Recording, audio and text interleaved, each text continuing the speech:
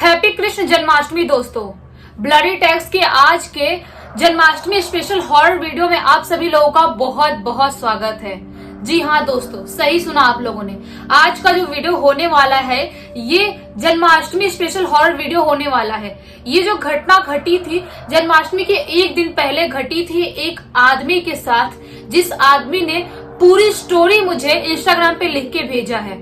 उस आदमी का नाम मोहन है और उसके साथ ये घटना घटी थी 2021 में, यानी कि पिछले साल जब पेंडेमिक का टाइम था और बहुत ही ज्यादा लोग प्रॉब्लम फेस कर रहे थे। वो टाइम पे उसके साथ ही बहुत ही ज्यादा भूतिया घटना घट गई थी। आखिर क्या हुआ था, कैसे हुआ था, कब हुआ था, क्यों हुआ था, ये सब कुछ मैं आप लोगों को बताती हूँ। इस वीडियो को लास्ट तक जरूर देखना दोस्तों। ये बात है 2021 की जन्माष्टमी के एक दिन पहले की। ये जो मोहन है, थोड़ा सा इसका इंट्रोडक्शन दे देती हूँ और इसकी फैमिली का दे देती हूँ। ये जो मोहन है ये एक कैब ड्राइवर है जो दिन में भी कैब चलाता है और कभी कभी जरूरत पड़ने पे रात में भी कैब चलाता है। लेकिन इसके घर की एक खास बात है, ये लोग जन्माष्टमी बहुत बहुत बहुत ज्यादा धूमधाम से मनाते हैं।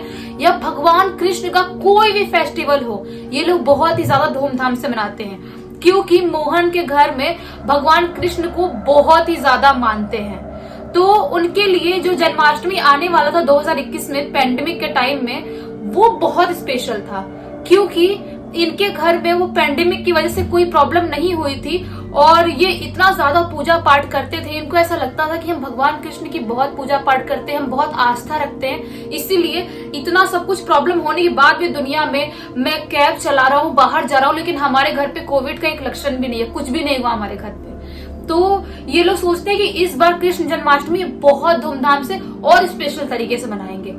ये लोग सब तैयारी करके रखते हैं कि रात में जब भगवान कृष्ण का जन्म होगा तब सबको बुलाएंगे, अपने रिलेटिव्स को, अपने थोड़े बहुत जो पहचान के क्लोज फ्रेंड्स है सिर्फ उनको ही बुलाएंगे, क्योंकि वो पेंडेमिक का टाइम था। उनको बुलाएंगे और रात में मस्त सेलिब्रेट करेंगे रात के 12 बजे जब भगवान कृष्ण का जन्म होगा तब। ये लोग ठीक ऐसे ही सोचे हुए थे और ऐसा ही करने वाले थे। लेकिन इसके बीच में इनकी जिंदगी में आता है एक ब्रेक। वो ब्रेक क्या था?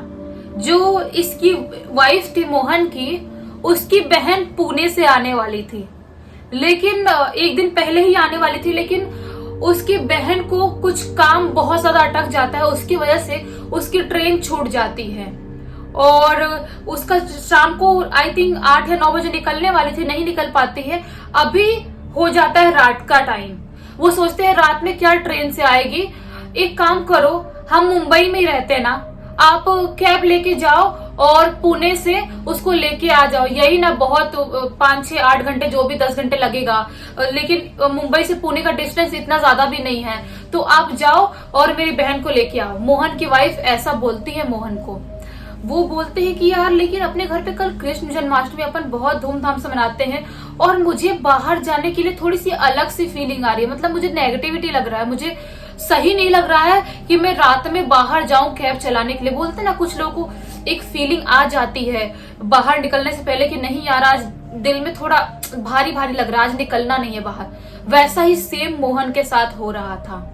लेकिन उनकी वाइफ जिद पर जाती है, बोलती है मेरी बहन को लेके आओ, जन्माष्टमी इतना पेंडेमिक के बाद अपन अच्छे से मनाने वाले हैं, मुझे नहीं पता, मेरी बहन को जाओ लेके आओ। तो मोहन बोलते हैं अच्छा कोई बात नहीं, मैं जाता हूँ और उसको लेके आता हूँ। अपना कैब जो चलाते थे वो लेके जाते हैं और रात के आई थिंक 9:15 तक ये अपने घर से निकल जाते हैं। और उनको निकलते टाइम भी ऐसा लग रहा था कि मैं अपने आप को रोक लूं, मैं नहीं निकलूं, मैं घर पे ही रह जाऊं, क्योंकि कुछ बहुत बुरा होने वाला है मेरे साथ। उनको किस चीज की आहट हो रही थी, क्या महसूस हो रहा था, वो आप लोगों को आगे पता चलने वाला है। ये निकल तो जाते हैं 9:15 बजे घर से और ये जब तक पहुंचते हैं ये मुंबई पुणे हाईवे तक, उसके बाद उनको और ज्यादा नेगेटिविटी आने लगती है, उनको अजीब सा फील होने लगता है। जब ये मुंबई पुणे के हाईवे तक पहुंचते हैं, एक जंगल वाला एरिया आता है, वहां पे इनको अचानक से एक आवाज आती है। बोलता है कोई आदमी, किसी आदमी की आवाज होती है, भाऊ गाड़ी धीरे चलाओ, ऐसा कुछ बोलता है कि भाऊ गाड़ी धीरे चलाओ, तेज गाड़ी मत चलाओ, ऐसा कोई आदमी बोलता है, ऐसी आवाज आती है मोहन के कान में। लेकिन मोहन इग्नोर कर देता है, सोचता है कि मेरे कार में तो पीछे कोई बैठा ही नहीं है, तो पीछे से आवाज आनी ये तो है ही नहीं, जायज ही नहीं है, क्योंकि यार जब कोई बैठा ही नहीं तो मुझे कैसे, शायद मेरा कान बज रहा होगा। लेकिन मोहन अभी भी गाड़ी वापस से तेज चला ही रहा होता है। उसके 5-6 मिनट बाद वापस से मोहन को आवाज आती है, समझ में नहीं आता मैं बोल रहा हूँ गाड़ी धीरे चला धीरे चला। इस बार मोहन बहुत ज्यादा डर जाता है, सोचता है कि यार इतने जोर से किसने चिल्लाया, मेरा पूरा कान वाइब्रेट हो गया। जब पीछे मुड़ के देखता है तो उसे कार में बैक सीट में कोई भी नहीं बैठा हुआ था। अभी मोहन पूरा पसीने पसीना हो जाता है, उसको समझ में नहीं आता है कि आखिर कोई है नहीं मेरे कार में पीछे, तो ये आवाज आ किसकी रही है। वो सोचता है, इग्नोर करता है, भगवान कृष्ण का नाम लेता है, बोलता है कि कुछ नहीं होने वाला, शायद मेरा वहम है और मैं दिन में बहुत थक गया था कैब चला के और रात में भी वापस चला रहा हूँ तो शायद मेरे कान बज रहे होंगे। ऐसे ही वो गाड़ी चला ही रहा होता है और लगभग आधा किलोमीटर दूर गया ही था, उसको बहुत जोर से चीखने की आवाज आती है, जैसा बोलते बोला एक बार में समझ में नहीं आता है तेरे को कोई भी चीज, ऐसी बहुत जोर से चीखने की आवाज आती है। मोहन इस बार झटके वैसे पलट के देखता है अपने चलाते हुए कार, पीछे साइड एक बहुत ही ज्यादा खौफनाक दिखने वाला आदमी दिखाई देता है। और सबसे अच्छी किस्मत की बात ये थी कि वो टाइम पे वो हाईवे वाले एरिया पे ज्यादा ट्रैफिक नहीं थी और ज्यादा गाड़ियां नहीं चल रही थी। वो जो देखता है उस इंसान को मतलब 2-3 सेकंड के लिए देख पाता है। उसके जो आंख थे यहाँ पे पूरे बह रहे थे उसके फेस पे, और उसका फेस पूरा जला हुआ था, पिघला हुआ दिखाई दे रहा था। वो इतना सारा डर जाता है, उसकी जो गाड़ी थी वो अनबैलेंस होना स्टार्ट हो जाती है। वो अपने गाड़ी को संभालता है और सोचता है ये क्या था। वापस पीछे मुड़ के देखता है तो उसको कुछ भी दिखाई नहीं देता है। उसको समझ में नहीं आता कि अभी मैंने देखा वो आखिर था तो था क्या। उसका पूरा दिमाग उड़ने लगता है, उसको समझ में नहीं आता कि ये मेरे साथ क्या हो सकता है। कल जन्माष्टमी है, कल हमको अच्छे सेलिब्रेट करना है, हो ना हो मेरे साथ कुछ गलत हो गया तो मैं क्या करूंगा। ये सब कुछ सोच ही रहा होता है। उसको ना सोचता है कि अगर रोकता नहीं है कार, थोड़ी दूर आगे ले जाता है और वहां पे बोतल में पानी रखा था, वो पानी पीने लगता है। जब वो पानी पी रहा होता है तभी उसको आगे सामने साइड बीच रोड पे कोई इंसान बैठा हुआ दिखाई देता है। उसको समझ में नहीं आता है कि बीच रोड पे कोई इंसान क्यों बैठा है, वो भी हाईवे की बीच रोड पे। वो सोचता है कोई आदमी होगा, उसको चोट लग गई होगी या गिर गया होगा, मैं जाके देखता हूँ। और जो मेरे साथ ये घटना घटी है पीछे, पता नहीं मेरे को जो देखा वो क्या था, मुझे समझ में नहीं आ रहा है। अगर कुछ मेरे साथ गलत हो गया तो एक काम करता हूँ, उस आदमी को भी देख लेता हूँ, गाड़ी से उतरता हूँ और उससे मदद भी मांग लूंगा और मैं उसकी भी मदद कर दूंगा। शायद मैं उसको अपने कैब में बैठा लूं तो उसको भी कंपनी मिल जाएगी और मेरी प्रॉब्लम भी सॉल्व हो जाएगी। वो उस आदमी के पास जाता है और जब उस आदमी को देखता है तो वो आदमी चुपचाप ऐसे बैठा हुआ था और एक जगह देख रहा था। उस आदमी से पूछता है कि भाई साहब आप बीच रोड पे क्यों बैठे हो, कोई दिक्कत हुई है क्या। वो आदमी कुछ नहीं बोलता है। फिर से बोलता है मोहन, भाई साहब क्या हुआ, कोई दिक्कत हुई है, आप मुझे बता सकते हो, आप मेरे कैब में बैठ सकते हो। तो भी वो आदमी कुछ नहीं बोलता है। मोहन बोलता है कि भाई साहब एक्चुअली मैं प्रॉब्लम में हूँ, मैंने कुछ बहुत गंदा फील किया हूँ, कुछ में मेरे कार में बहुत ही गंदा दिखा है मुझे, कोई शायद कोई वो भूत था। ऐसे लड़खड़ाती हुई जुबान से बोलता है मोहन उसको। वो आदमी अब ऐसे जो ऐसे बैठा था ऐसे मुंह उठा के देखता है, बोलता है मुझे पता है वो भूत ही था। मोहन बोलता है आपको कैसे पता।